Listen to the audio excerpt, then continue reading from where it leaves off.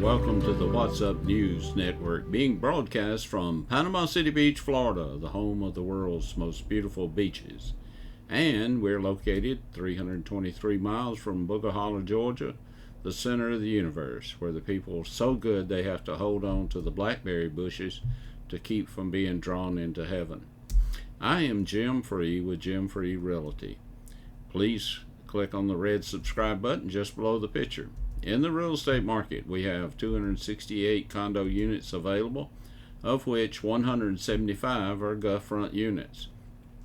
In the detached single family, we have 157 units available, and of those, 10 are gulf front units. In the attached single family units, we have 27 available, and 3 are gulf front units. Out of the some 11,000 gulf front units, we have only 175 units on the market, or about 1.6%. Sellers have enjoyed a seller's market for the past year, and buyers who use financing to purchase have enjoyed low interest rate. All of that is about to change. The Federal Reserve has signaled it will continue to raise interest rates. This has caused a chilling effect on the stock and bond markets. At this time, the real estate market is still red hot, but that is likely to change. It is becoming more difficult for those buyers that need a loan to complete the purchase. Cash buyers are making offers much higher than the market analysis suggests that they should sell for. Appraisals are having a hard time keeping up with the increase in price, and the amount of down payment that borrowers would have to come up with is increasing as well, especially if you're trying to buy a condominium. Most condominiums in our market are considered by Fannie Mae to be condo hotels or condotels, and Fannie Mae will not buy these loans in the secondary market. They are deemed non-warrantable. We're heading for uncharted waters, and it might be a rough ride. From Lear Capital, in 1970, President Nixon set up the petrodollar to stem massive inflation by tying the U.S. dollar to the OPEC and oil markets. In the aftermath of a chaotic withdrawal from Afghanistan, the 6-year-long talks between the Saudis and the Chinese have accelerated. Several foreign policy missteps by the Biden administration and record inflation levels here have some signaled U.S. weakness on the world stage. The de-dollarization attempts in several major powers are gaining traction. For example, India is looking at buying Russian oil using the yuan for a significant discount. Through U.S. sanctions, Russia has been cut off from half of its foreign reserves, making the de-dollarization not just a matter of preference, but survival. The rest of the world is watching. Is this just a bluff on the part of the Saudis? An attempt to get more consideration and respect from the current administration? These talks have been going on for 6 years. Surely there is no global interest in suddenly making the world's most important reserve currency worth zero overnight. That would devastate everyone financially, not just in the U.S. It would be mutually assured economic destruction.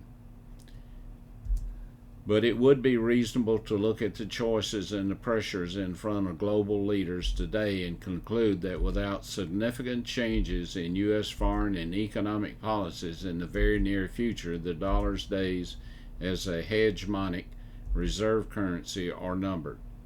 De-dollarization in global oil markets would have significant structural repercussions here at home. If you think inflation is terrible now, consider what prices will look like when we can no longer export the bulk of the inflation abroad through petrodollar recycling. Right now, the dollar is just like a jet engine that's running out of fuel with no airport in sight. The best we can hope for is a gradual soft landing in a flat field or water instead of vertical nosedive directly into a city block. This is causing the movement of money in the country and across the world. Some are investing in real estate, some in precious metals. In our state news, we love our governor, and his credentials are outstanding. He has guided us through the China virus and caught a lot of heat from Joe Biden, Andrew Cuomo, Dr. Fauci, and the likes. Governor DeSantis believes in freedom and believes in the judgment of Floridians. Recently, Florida legislature passed House Bill 1557, the Parents' Right in Education Act, which prohibits classroom instructions on sexual orientation or gender identity from kindergarten to grade 3. Some of the LGBTQ employees of Disney in California pressured the Disney CEO and board of directors to oppose the law, and these spineless Disney leaders caved to the woke movement and vowed to work toward the repeal of the law. The woke movement mischaracterized the law and called it the Don't Say Gay law. The law does not even mention gay. Do you remember when Stacey Abrams and Joe Biden were denouncing the Georgia voter ID law, and Joe Biden declared it was the Jim Crow on steroids law, and the Major League Baseball moved the All-Star game to a state with stricter laws than Georgia had just passed? This cost Georgia millions of dollars, hurting mostly minorities. Ed Risen, former McDonald's CEO, said he believes Disney executives should be fired for entering into politics without thought and care. The board of directors and executives work for the shareholders and should stay out of social and political engineering. Now, all the states controlled by Democrats are losing citizens to Florida. Let me tell you a little bit about our governor. Ron DeSantis was born September the 14th, 1978 in Jacksonville, Florida, the son of Karen and Ronald DeSantis. He is of Italian descent. Before relocated in Dundon, Florida, his family moved to Orlando, Florida, where when he was 6 years old in 1991, he was a member of the Little League team from Dundon that made it to the Little League World Series in Williamsport, Pennsylvania. After graduating from Dundon High School in 1997, DeSantis attended Yale University. He was captain of the Yale's varsity team. DeSantis was an outfielder on the Yale baseball team, and as a senior in 2001, he had the team's best batting average of .336. He graduated from Yale in 2001 with a BA magna cum laude in history. He then spent a year teaching history at Darlington School in Rome, Georgia, which happens to be my hometown. When Ron was teaching at Darlington, I was chief of the Floyd County Police Department. Too bad we couldn't keep him in Rome longer. DeSantis then attended Harvard Law School, graduating in 2005 with a Juris Doctor cum laude. DeSantis received his Reserve Naval Officer's Commission and assignment to the Judge Advocate General's Court, or JAG, in 2004 at the U.S. Naval Reserve Center in Dallas, Texas, while he was still a student at Harvard Law School. He completed Naval Justice School in 2005. Later that year, he received orders to the JAG Trial Service Office Command Southeast at Naval Station Mayport, Florida, as a prosecutor in 2006. He was promoted from lieutenant junior grade to lieutenant. He worked for the commander of Joint Task Force Guantanamo, working directly with detainees at the Guantanamo Bay Joint Detention Facility. In 2007, DeSantis reported to the Naval Special Warfare Command Group in Coronado, California, where he was assigned to SEAL Team 1 and deployed to Iraq with the troops surge as the legal advisor to the SEAL commander, Special Operations Task Force West in Fallujah. DeSantis returned to the U.S. in April 2008, at which time he was reassigned to the Navy Regional Southeast Legal Services. The U.S. Department of Justice appointed him to serve as an assistant U.S. attorney at the U.S. Attorney's Office in Middle District of Florida. DeSantis was assigned as a trial defense counsel until his honorable discharge from active duty in February 2010.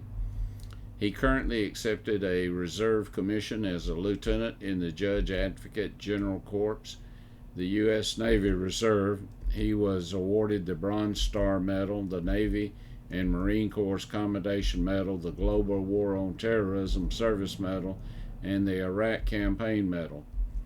I don't think it will be long before he is President Ron DeSantis, and the whole country will have a president that we can be proud of. Now let's go to one of the stories. I was raised a Baptist and a Methodist. And the reason, my grandfather was a Baptist and my grandmother was a Methodist, and they never changed. As a result, I had an uncle that was a Methodist pastor and an uncle that was a Baptist pastor. When I moved to Florida 17 years ago, I became associated with a non-denominational church that leaned Pentecostal. I don't know if I am a Baptist-Costal. I do know that I love the great I Am, and I want to serve him for the time that I have left. Now to the story. My cousin Leroy, a Baptist preacher, called me and wanted to know if he could borrow $1,200. He said he was embarrassed to tell me he had lost the money gambling. You see, Baptists don't believe in drinking or gambling, at least in the presence of other Baptists. Leroy was raised in Booger Holler on a farm, and he loved horses. Recently, he was attending a conference in Kentucky and noticed that a local track was having a race, so he decided just to go look at the horses. While there, he noticed a Catholic priest blessed one of the horses, and that horse won.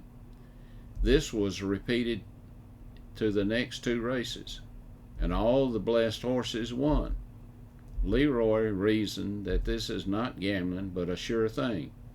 He watched the priest bless a horse named Flash, and Leroy placed $1,200 bet on the Flash. Flash was leading the pack, but he fell over dead as he entered the third turn.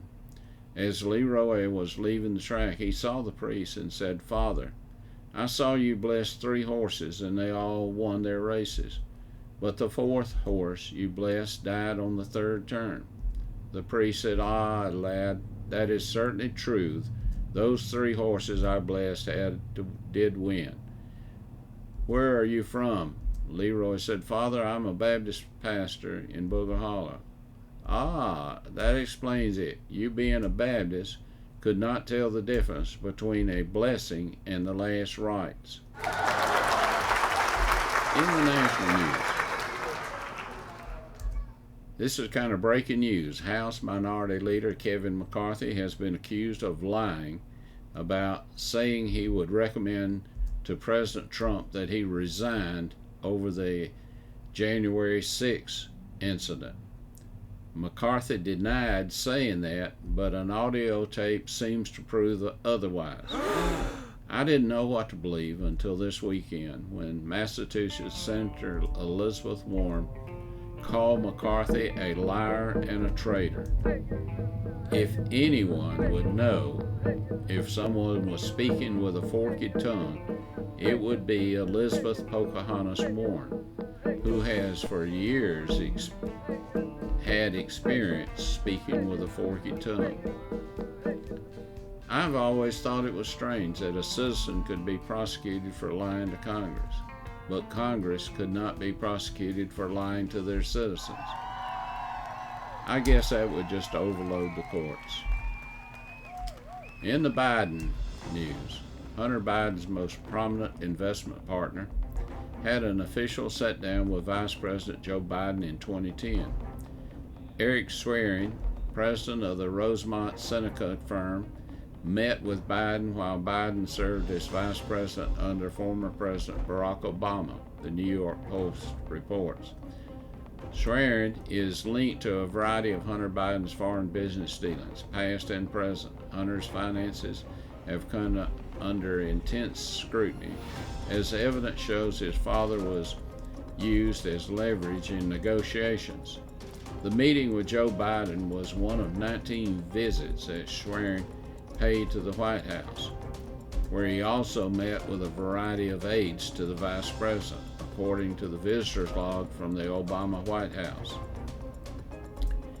It is becoming obvious who the big guy is, Hunter keeps referring to.